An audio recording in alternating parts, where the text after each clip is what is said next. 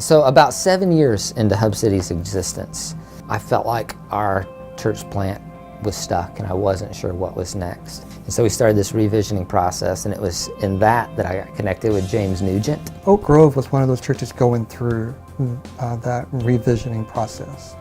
Like a lot of our churches in the state, that they have faithful saints that continue to come and continue to give, but they're not engaged in the community with the gospel anymore.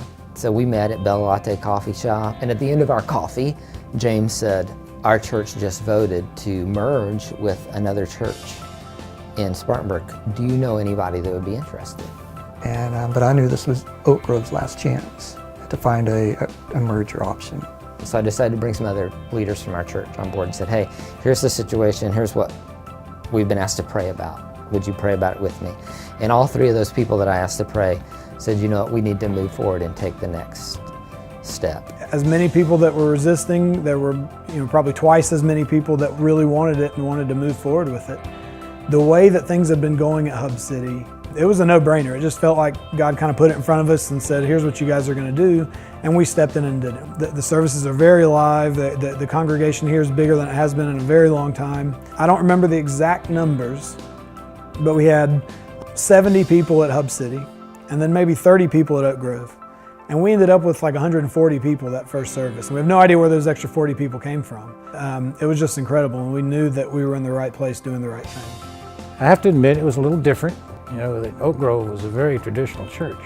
Because there's a lot of energy in this Hub City church. It works, and I really do enjoy worshiping here, being a part of this congregation. I love coming to church so much now because we have so many people. We've not seen that in a long time. We've got so many young couples and children, and I just enjoy all that. Some people like myself don't like change, but we have to change because the world is changing, just so we have the one objective, and that's Jesus Christ. I've been at this church since I was born. My mom had me in through kindergarten, I think, and then I moved upstairs. And then we moved into the youth room.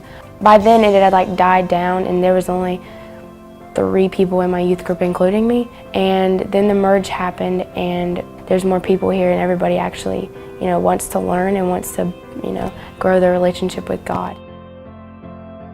We had primarily young people that went to Hub City, and Oak Grove had primarily older people, and they had no kids, and we had no senior citizens. And so when we merged, it just it created this an awesome thing that we never would have got from Hub City alone. After we merged, we found ways to incorporate things that type of person liked, and it changed our service for the better. And now we have the elderly people that can give us the good advice, have all the life experiences and stuff, and you have somebody to talk to when you have questions about life in general, I think. God took 2 churches, one who was 8 years old and a church that was 150 plus years old, and brought them together. And so it's allowed us to connect with a group of people that we weren't connecting with, to disciple some people that we didn't have an opportunity to disciple. For those that have given to the Janie Chapman missions offering, I'd like to say thank you. We believed our church was healthy, but without those advisors that we had, we would not have merged. There would not have been a church merger. We would not have found out about the church. We wouldn't have this building that I'm sitting in now, and I think that a lot of people's lives are being touched by the work that's going on as a result of that foundation and those donations. God established the church for the purpose of making disciples in that community.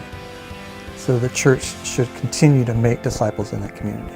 What does God really want us to do?